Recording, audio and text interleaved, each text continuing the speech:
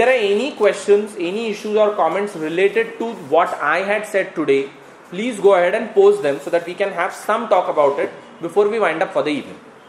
So bola, What about the interlinking of the rivers? As I said, ki atta tari I don't want to talk about it because I want to keep it for the next time. But since you have raised the issue, I don't know how workable is it over rivers over longer distances.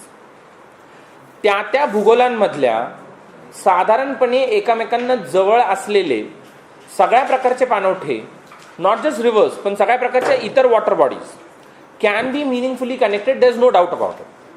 पण if you are going to think in all those lovely terms of उत्तरेच्या नद्या आपण खाली दक्षिणेला वळवू, किंवा दक्षिणेच्या नद्या ज्या आहेत यांना आपण वळसे मारत फिरू, सो ते जे काय असले सगळे छत्रपती उपक्रम असतात की कसं वी विल टर्न नेचर.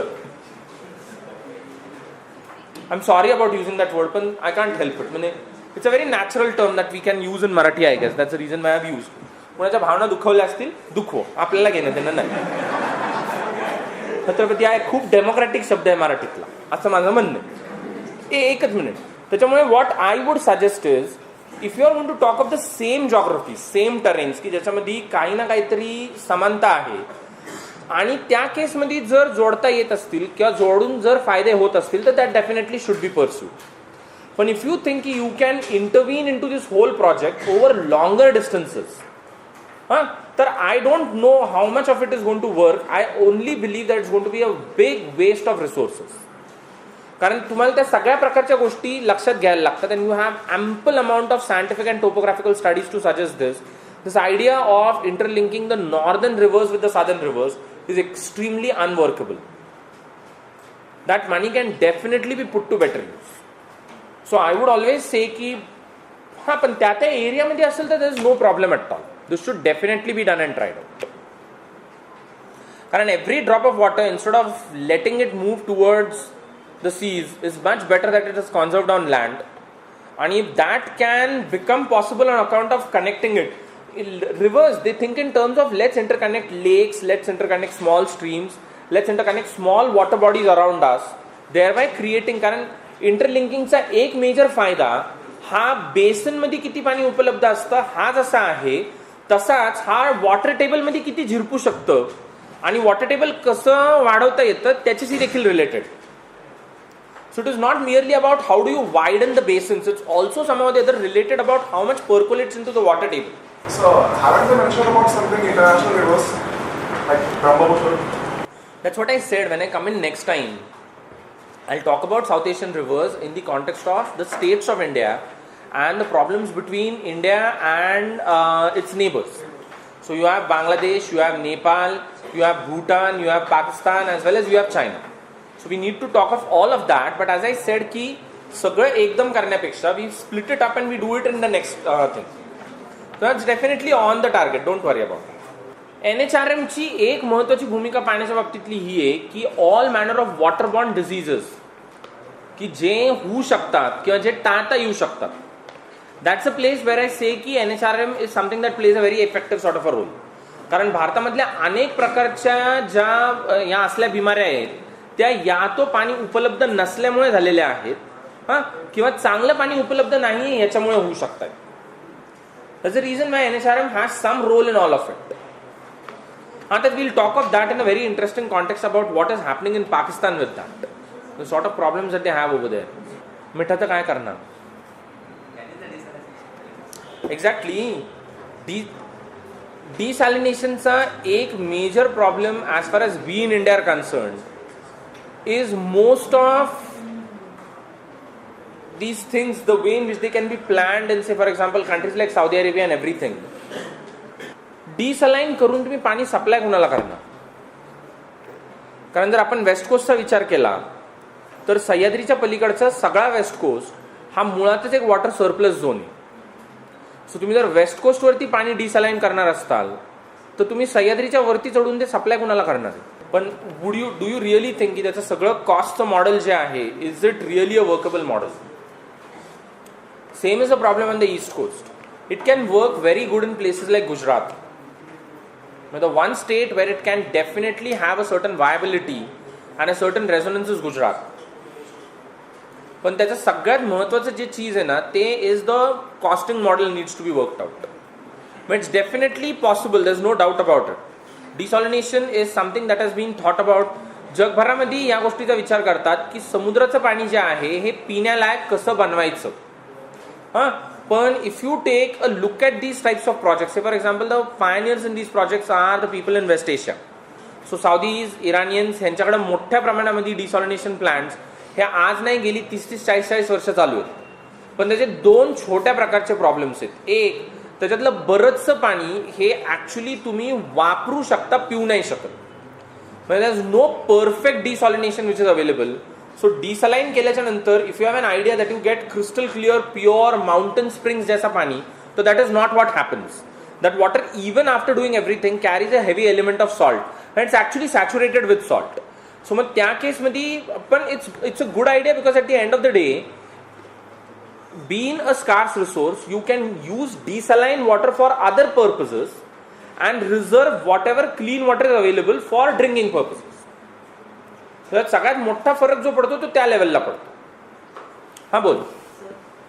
तुम्ही जो व्हर्च्युअल वॉटरचा मुद्दा मांडला त्याच्याशी मी सहमत आहे, परंतु माझा त्या विषयाचा जास्त अभ्यास नाही. तरी मी प्रश्न विचारतोय की आपण जर त्यांना बासमती राईस किंवा तत्सम गोष्टी निर्यात नाही केल्या तर त्याची काय शाश्वती की त्यांच्याकडे जे पेट्रोलियम पदार्थ आहेत ते आपल्याला ते निर्यात करणार नाही. त्याचप्रमाणे आपण जर त्यांना बासमती राईस किंवा तत्सम पदार्थ निर्यात केले तर आपल्याला मोठ्या प्रमाणावरती फॉरेन एक्सचेंज मिळतो. कारण की सध्या देखील भारतामध्ये फक्त एवढाच फॉरेन एक्सचेंज आहे की जो आपल्याला फक्त 7 महिन्यांच्या आयातीसाठी पुरवू शकतो. तर मग यासाठी आपण काय करू शकतो? असं तुला कोणी सांगितलं? काल परवाच्या लोकसत्ता ही बातमी असते की भारताकडे फक्त 7 महिने उरेल एवढाच परकीय चलनाचा साठा आहे. आज तू नको त्याची काळजी करू. हाय आपल्याकडे पुरेसा पैसा आहे, तू नको त्याचा विचार. पुढच्या 7 महिन्यामध्ये तुला हे कोणी सांगितलं की आपण शांत बसून राहणार आहोत की ज्याच्यामुळे नवीन धनसंपत्ती निर्माणच होणार नाही? असं नाही आहे. त्याच्यामुळे तसा विचार उलटा करू नको. दुसरी गोष्ट अशी की आपण त्यांना तांदूळ देतो, याच्या बदल्यात ते आपल्याला तेल देत नाहीये. तेल आणि तांदूळ ह्या दोन्हीचं ट्रान्झॅक्शन प्रॉपर पैशाच्या स्वरूपातच होतंय. सो आपण जो तांदूळ देतो त्याच्या बदल्यामध्ये आपल्याला पैसे मिळतात आणि त्यांना जे आपण त्यांच्याकडनं तेल घेतो त्याच्या बदल्यामध्ये आपण त्यांना तेलाचे पैसे देतो. So don't be under any wrong impression की if we stop this we won't get that.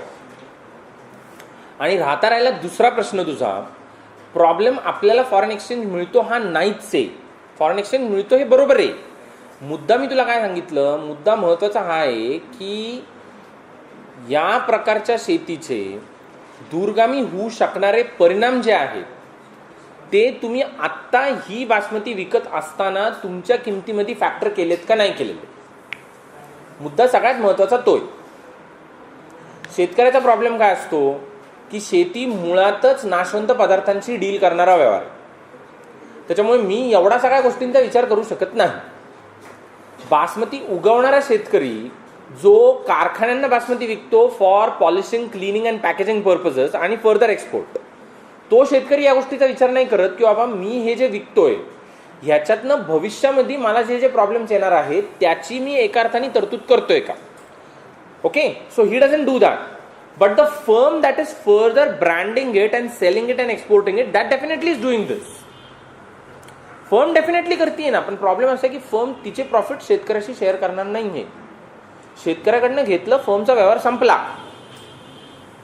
So problem त्या लेवलला आहे की आपण ह्या गोष्टीचा विचार करतोय का की बाबा पुढच्या 40 वर्षामध्ये ज्या प्रकारचा पाण्याचा तुटवडा ह्या संपूर्ण सतलज, रावी यांच्या एरियाजमध्ये निर्माण होणार आहे त्याची आपण तरतूद करतोय का, त्याचा आपण विचार करतोय का. We are thinking in terms of that. There is a 40 million metric ton loss of food per year. Then why Indian government don't sell that free of cost? Free of cost? अरे sale कशाला? Supreme कोर्टाने ह्याच्याबद्दल already Bharat सरकारला इतकं ऐकून झालेलं आहे की ह्या गोष्टीची आपल्याला एक देश म्हणून लाज वाटली पाहिजे की एका बाजूला इतकी भीषण भुकेची स्थिती असताना 40 कोटी मेट्रिक टन अन्न, 4 कोटी मेट्रिक टन अन्न दरवर्षी अशा पद्धतीने वाया चाललेलं आहे. आणि तरी भारताचे आदरणीय केंद्रीय कृषी मंत्री जे आहेत, कृषी कम क्रिकेट मंत्री, यांचं स्पष्ट म्हणणं असं आहे की कुठल्याही स्थितीमध्ये कुणालाही फुकट अन्न मिळता कामा नये. साहेबांचा सगळ्यात स्ट्रॉंग विरोध is to what is called the food security act. Food security act हा जो यू पाहतोय ना की याच्यामध्ये मिनिमम प्रत्येक माणूस हा रात्री झोपताना उपाशी झोपणार नाही याची तरतूद भारत सरकार घेईल असं सरकारचं म्हणणं आहे. आता कसं करायचं ते आपण नंतर बघू, पण साहेबांचा याला स्ट्रिक्ट विरोध आहे. सेइंग दिस दॅट असं करणं म्हणजे ते शेतकरी जे अफाट कष्ट करून हे अन्न पिकवतात, एका अर्थाने अशा पद्धतीने हे अन्न फुकट एखाद्याला देणं हे त्यांनी केलेल्या कष्टाचा आणि श्रमाचा तुम्ही अवमान करताय. साहेबांना म्हणणंच आहे ना यांत्रिकी शेती करावी, हे आत्ता ते बोलायला लागलेत. पूर्वी तर त्यांचं म्हणणं असं होतं की आपण शेतीतनं बाहेरच पडावं. हा म्हणजे शेताचं गहून जे स्टेडियम करायचं, तुम्ही खेळा आपण खेळू सगळे खेळू. आदर्श हिरवळ काय? क्रिकेट. त्यांनी लय पूर्वी सांगून टाकलेलं आहे की शेती भीती जाऊ दे, संपले त्याचे दिवस असं त्यांचं म्हणणं आहे. तरी पण 10 वर्ष साहेब कृषी मंत्री आहेत. ज्या गोष्टीत आपला चुकूनही विश्वास राहिलेला नाही ऍज अ विजनरी स्टेट्समन, त्या गोष्टीचं मंत्रालय 10 वर्ष सलगपणे असं चालवायचं. अफाट त्याग लागतोय, अफाट. त्यागमूर्ती आहेत त्या अर्थाने ते.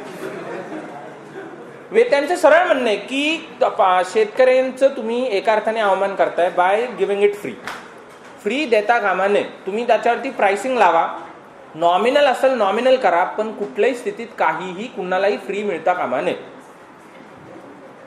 हा फक्त आम्हाला काय मिळालं हे विचारायला येऊ नका.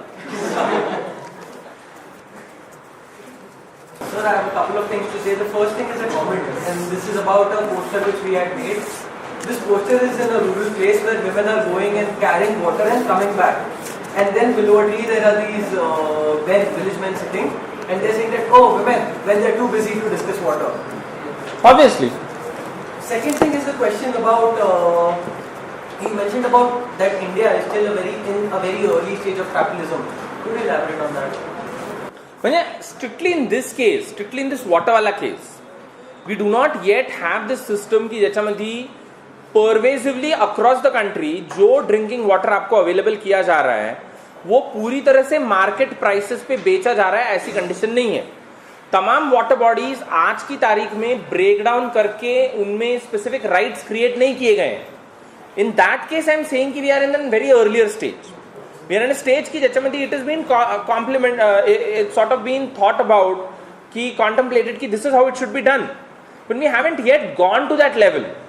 आज की तारीख में भी large amount of water bodies and water resources across the country belong to communities and to the state, and if anything goes wrong with it, you always have a situation wherein you can demand redress if the state does not provide it to you.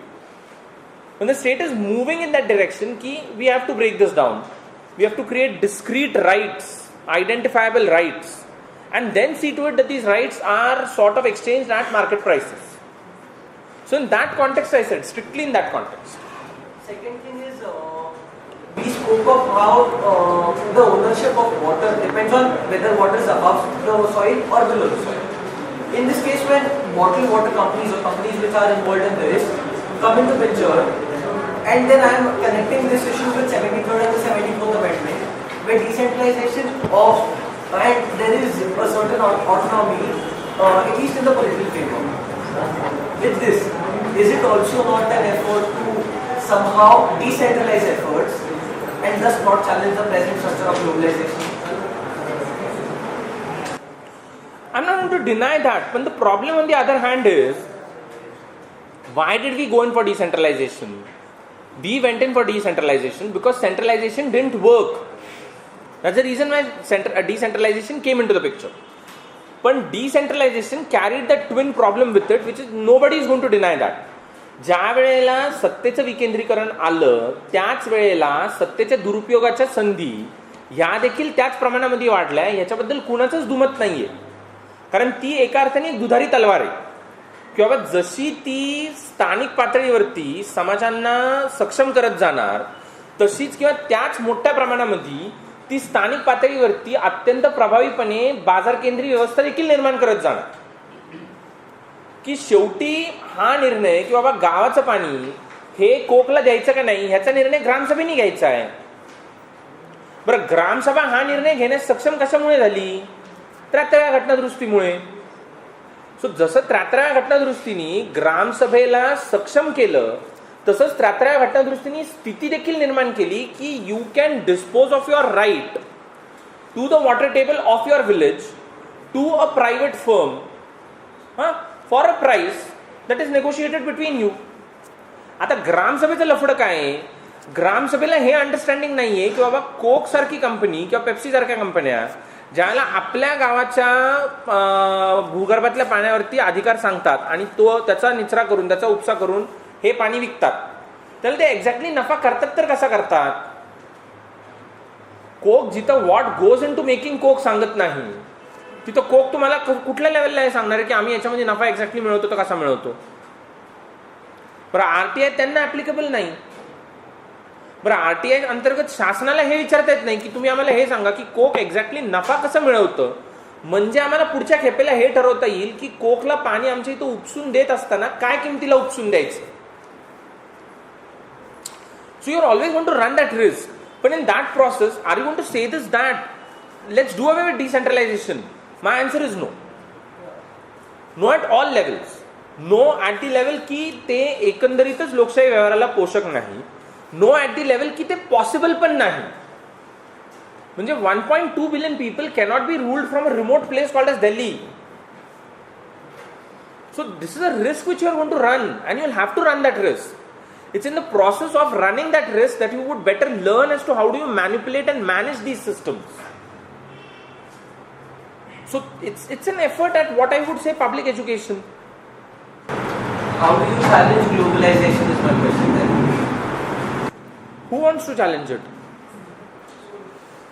How do you challenge it? बहुत बात का सवाल है. Who wants to challenge it?